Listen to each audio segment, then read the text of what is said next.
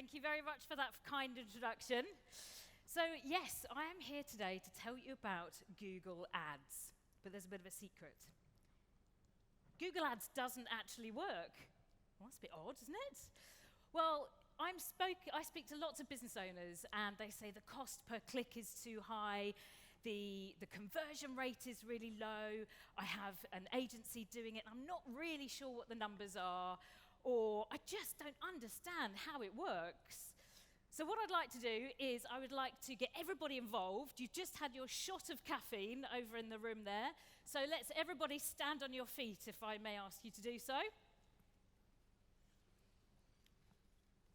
I'd like to put this to the test, actually. So let's do 5-star jumps. No, I'm joking. Right, so what I would like you to do is, if you have never done Google Ads before, you've never opened an account, you've never done anything with Google Ads, you're not investing in it, please take a seat. And if you are doing Google Ads, but you're not entirely sure if it's working, you look at the money coming out of your account, you think, oh God, what's it actually doing for me? Then take a seat.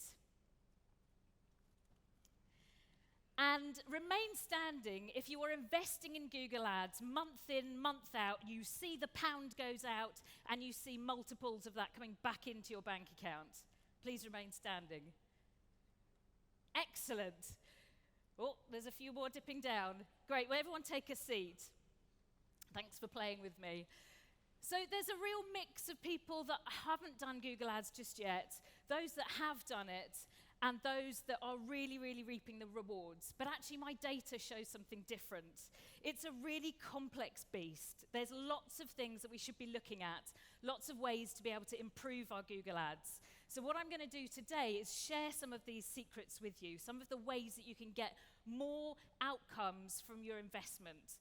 And we're going into a bit of an economic situation, so we've really got to squeeze the juice from our Google Ads spend to make sure that we're getting more sales leads and inquiries from the spend that we're investing. So I'd like to share with you just a little bit of my background. So I joined my brother's home computer repairs business some years ago. He'd got around 300 customers. He was great at looking after the customers, but didn't really know how to get in more customers. So I thought, right, okay, I'm going to find out how we could do this. So I found out about this Google AdWords thing, as it was called back then. And like a woman possessed, I went back to my desk and I thought, oh my God, this is amazing. So you only pay when somebody clicks that's looking for what you do and comes to click onto your website. So I set up a campaign and the phone just didn't stop ringing and ringing. So we started out with 400 customers, and we've now got over 4,000 customers. And that's in large part because people are searching on Google for computer repairs.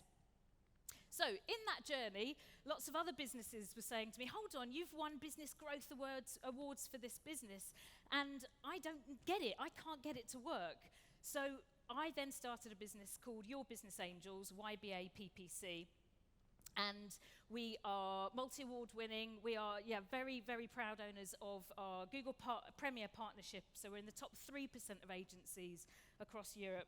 We manage £3 million worth of ad spend a year for our clients and gain 250,000 leads and inquiries each year for our clients.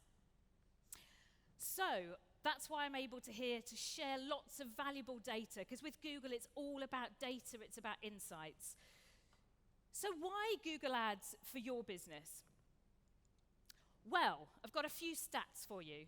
So with the SSA survey, 75% of your new business comes through from online searches. So it's so big you cannot ignore it for your business.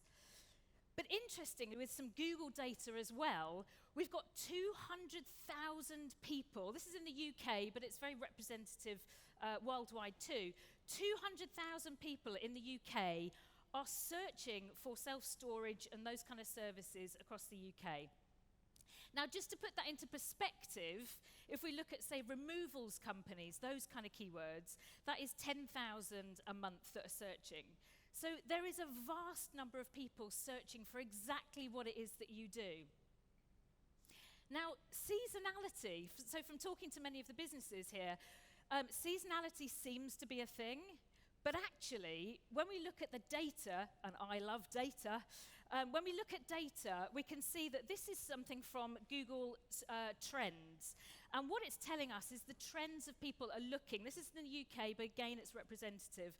The trends of people are searching for self-storage. So this is in the last 12 months. There's a tiny dip, but actually, people are searching month in, month out for exactly what it is that you do. And if we look at that a little bit wider, this is quite exciting. So this is the last 5 years of people searching and the trends. So if you look, the yellow line, the orange line, that is COVID. And there's a nice hockey stick, because I do love hockey. Hockey stick in terms of interest of people looking. Now, if you look on the far right, you'll see that we are 50% up in terms of searches of where we were pre-COVID. So this is good news, guys. This is really good news. However, where there's interest, there is going to be competition. So we did some in-depth research looking at the advertisers across the 10 biggest cities across the UK, looking at who is advertising, where are they advertising, what's in their ad copy, which is so vital, and looking at what time of day they're advertising and all of this kind of great data. But across these 10 cities, there's nearly 100 advertisers across these 10 cities. So it is exceptionally, exceptionally competitive. So we've got to up our game. We've got to find the edge of your business over everybody else's. So with the survey that we did, we've created a benchmark which creates lots of data, which is exceptionally valuable for you guys. So if you'd like to get a copy, please do scan that, and you'll be able to go to grab a copy of the benchmark.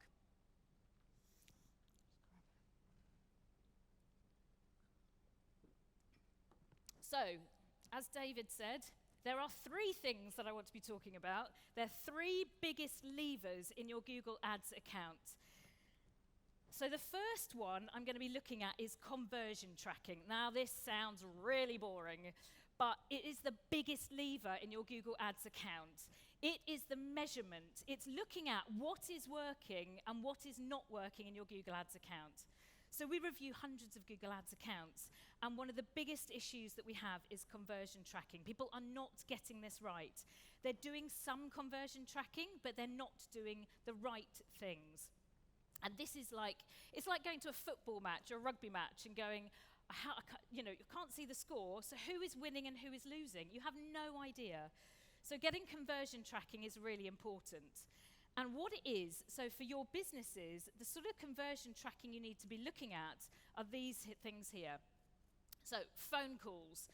We need to be tracking the number of people that phone you up. So they click on your ad, they come to your website, and then they call you up. We should be tracking these phone calls.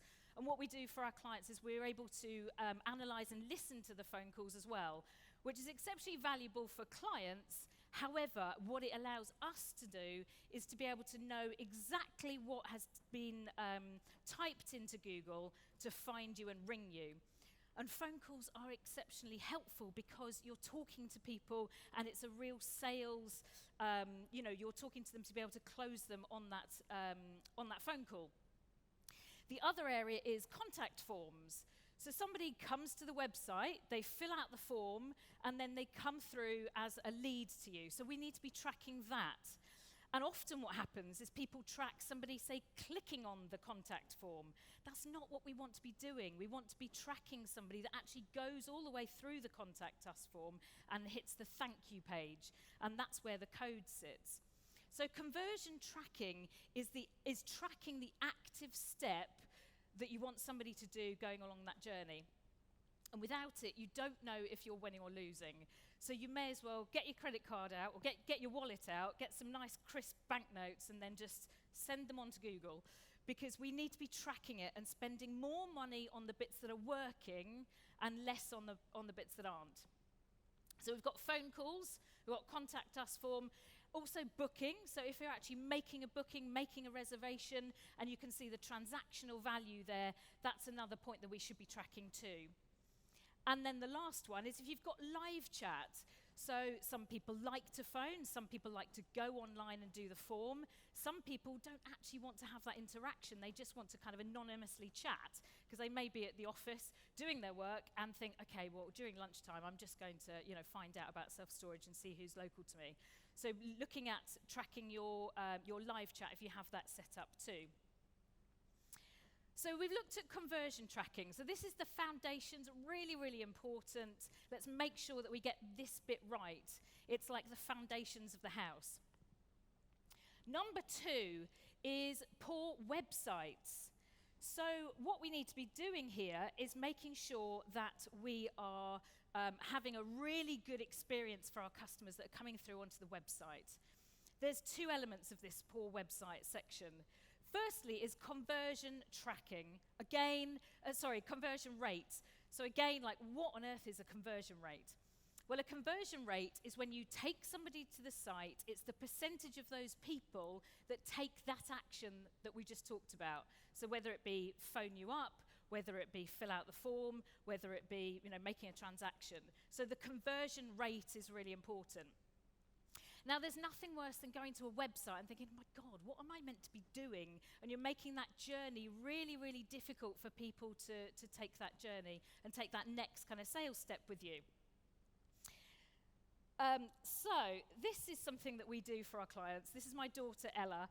And what I ask her to do is I'll say, right, okay, go to this client's website and tell me, what is it that you need to be doing on this website? What does the website kind of telling you what to do? And what does the business do?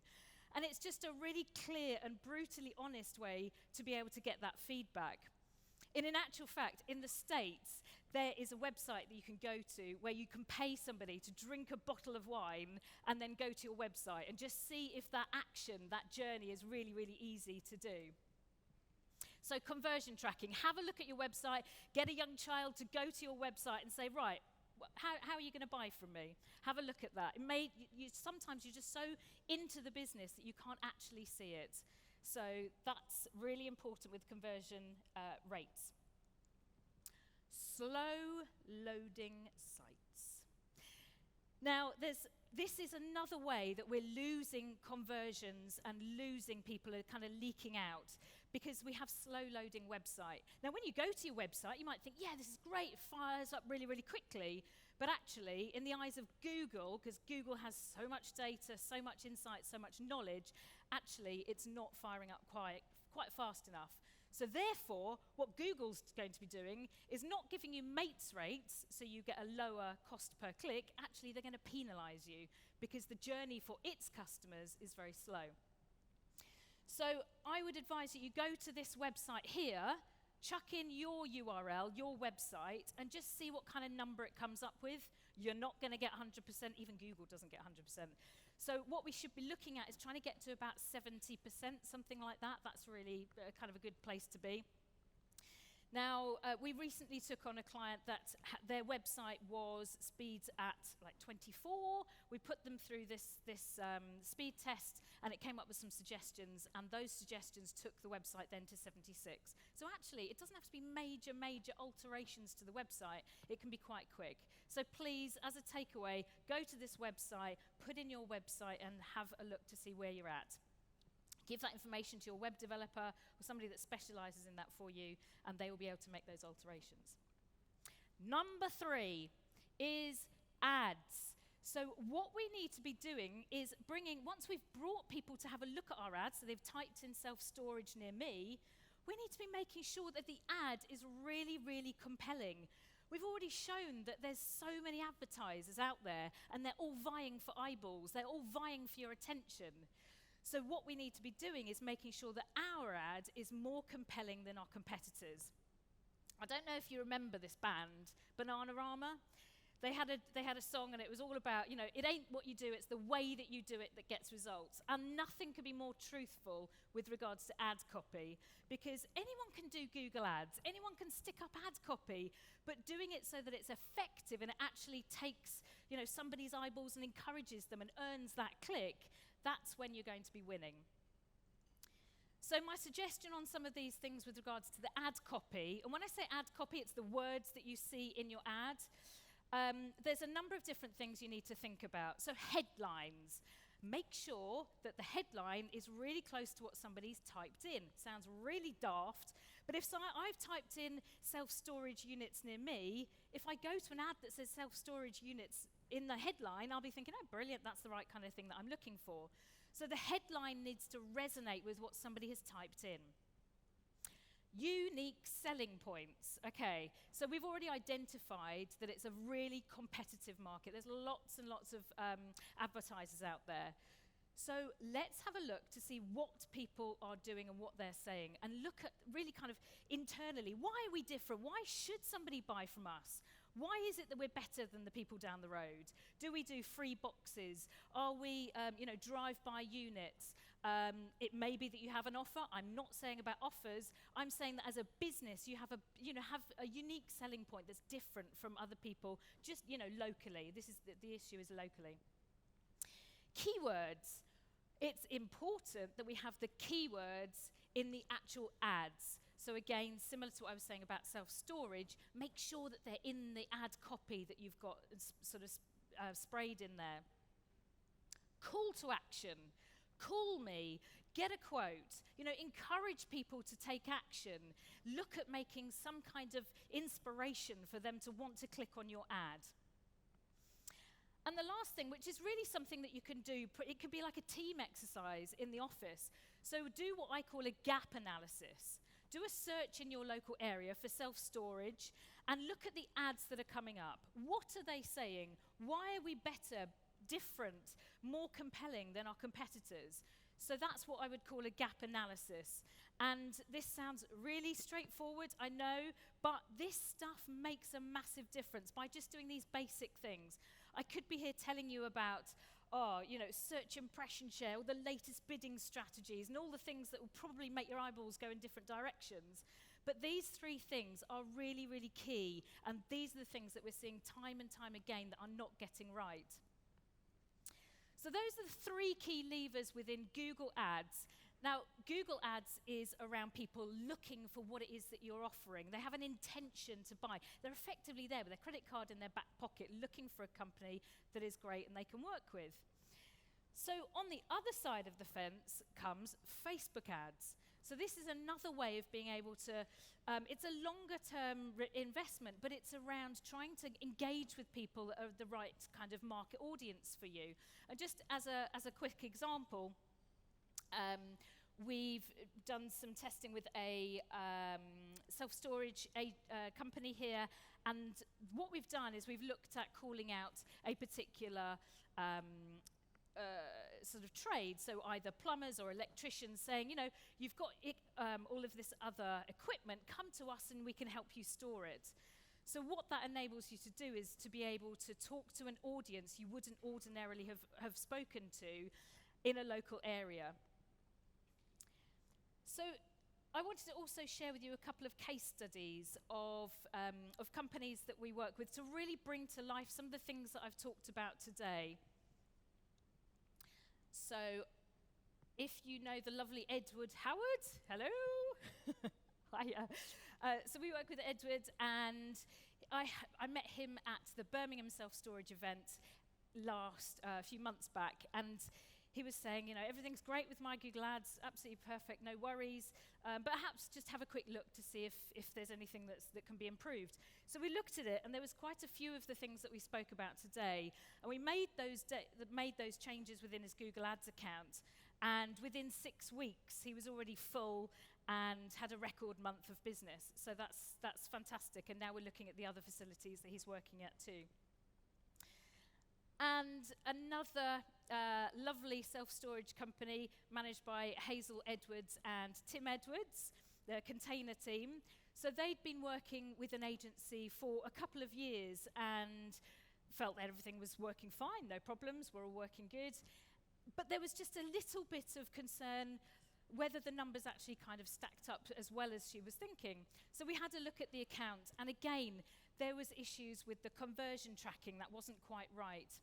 There was issues with the keywords that were being used, and the ad copy wasn't quite as engaging as it should have been. So actually, as an outcome, Hazel's business has now grown 75% during that period of working with her. And you can see here, these are the leads that came through from her Google Ads. So the leads have literally kind of doubled since we've been working together. And on the cost per conversion, so this is the cost per lead that they're paying to acquire these leads, and that's really come down more than half. So it just shows the impact and the outcome that can happen when you make these changes. Then, you may be sitting there thinking, yeah, I've heard this, I know about all this stuff, but it really, really works. By making these changes, the outcome for your business is astronomical, or it can be. So just to recap on this morning's information is that, there is a real high interest in self-storage. It is growing. It is getting very, very competitive. So we've really got to be on our game. We've got to be making the most of our investment. And so just go back and speak to whoever's looking after your Google Ads account, internally or otherwise, and understand, well, is the tracking right? Is it set up right? What are we actually tracking? What is it showing me? How many leads are we getting? And when you say a conversion, what do you actually mean? So try and understand what that conversion point is and if it's right. Check the website speed, so go to that URL. These are actionable points that if you're investing in Google Ads or even thinking about it, look at these points for your business, because this is your future in your growth of the business. So look at the website speed too. Then look at your ads. What are you advertising? What is the copy like? What are your competitors saying? Are you getting in between what your competitors are saying and what you offer? And perhaps consider Facebook ads as another way to be able to generate leads and inquiries outside of that sort of buyer intent and growing an awareness locally. But I've got a bit of a controversial point, because based on everything that we've said, I think that in this room alone, we could be really increasing the sales and revenue within this industry by making various changes to your Google Ads account. I mean, we've talked about 75% growth in revenue. We've talked about, getting to capacity. So as you can tell, I'm very passionate about this, and the changes that you can make within your Google Ads account can affect your family, your future. So it can make a really, really big difference. So if you're perhaps thinking, gosh, I don't know about that conversion tracking. I don't know if our ads are any good. Well, I'm more than happy to have a chat with you and be able to answer that question for you. So if you want to get in touch, there's a link to be able to do so.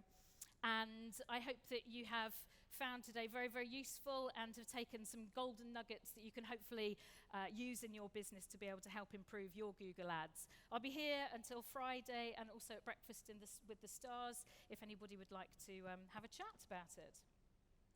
Ladies and gentlemen, a huge round of applause for Laura. Just stay there for 1 second, Laura. Okay. It was such an interesting thing, the way everybody stood up at the beginning and sat down, and then I wonder whether there are any questions. Those who are skeptical, those who are converted, we have, as always, the Fidessa magic cubes, which have yielded over the years very little, to be honest with you, but the fact is this could be the year where they come into their own. Does anybody have a question for Laura that they're itching to get off their chest? Edward, the convert over here. There is, good catch from Edward, everybody. He is a disciple of yours, Laura, so here is the question. It could be awkward. He might want to reduce your rates going forward, and this is a public shaming. I don't know what's going to happen. It's jeopardy and awkward. Edward. I think you got me mixed up with someone else. Oh, I have? Oh, my God. Okay, so talk about public shaming. Oh, my God, I now feel I'm going to cancel anyway, myself. Let's not bring attention Doug Perrins. Edward's over there. Sorry, Edward.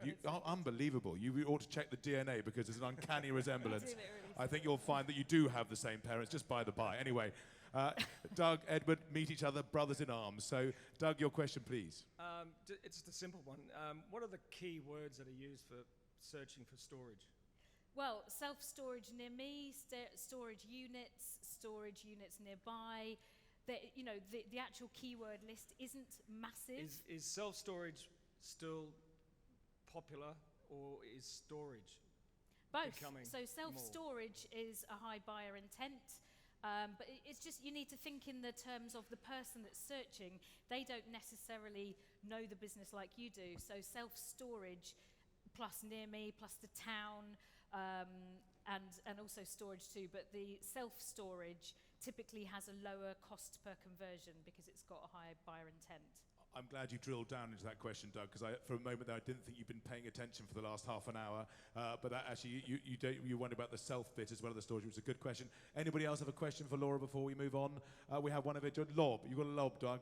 You've got to go all the way here. Lob it to someone. They'll get over here. They just lob it from there. Doesn't have to go all the way. Someone else have a midpoint. Let's see whether... Oh, nearly threw it to his own brother, which would have been lovely. Sorry, do you want to say your name and tell us where you're from? Hi, my name is Theo. I'm from Holland, Hi there. and I have a non-digital question for you. What is more important, the location of a storage facility or the Google Ads investments? What is more important, the location of the business, facility or the Google Ads? What is the bigger of the two drivers? I think if you're going to open a self-storage unit, you need to do the research to find out the demand, make sure that, look at competitors before you make that purchase. But with regards to Google Ads can be used so that you target the local area. So you'd be able to say, okay, we want our ads to show within 5 miles, 10 miles radius of that location. But interestingly, actually, you can have a campaign that's, say, UK-wide, in the example of a UK city. You'd have a campaign that covers the whole of the UK because they might be searching in Scotland and have a facility, or they need to use a facility down in Plymouth, say, but they will be searching across the UK. So that you can control a lot within your Google Ads account, but the due diligence of the actual location, I think, are two kind of separate. Okay, brilliant, Laura. That's fantastic. I think you'll be in demand over the next few days. I think you will have pricked a lot of interest in here, Theo. Thank you for your question. I think you should get... Look, thank you. I'll do that. I think you should get some bifocal, those half-moon glasses, so you don't have to go up and down. That could be advancement for you on a personal level. But the fact is, we liked it. Just quickly, while we're talking, if you want a seat, everybody, loads of seats over here. If you want to come from the back, if you fancy a seat. One other thing I must mention, obviously you mentioned it, Breakfast with the Stars. This is one of the stars who will be there for you to talk to tomorrow morning at 7:45 to 8:45. Also, just to tell you another bit of information that some of you will be keenly interested in, we will be announcing the winners of the golf competition after the lunch break, and Laura Moxham is in the running for a golf award because she was out there yesterday. She's been brilliant today. Give it up for Laura, everybody. Thank you, Laura.